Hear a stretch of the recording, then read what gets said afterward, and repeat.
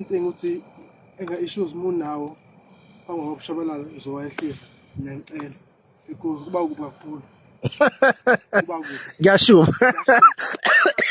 ngiyabona kathathu usuku olulodwa so ngiyacela njengabafowethu ukuthi uyiphakamisa nokuvusulaka consistent nehlise kwamanje over 5 days ngikukhulu kakhulu yabo. Amen. Igama lami uSihle Sibonga Mbuyazi.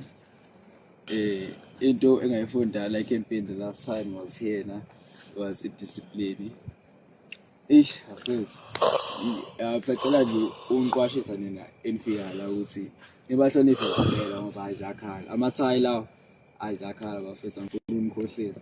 There was this time lapho khona abasinika ubanana. Basinika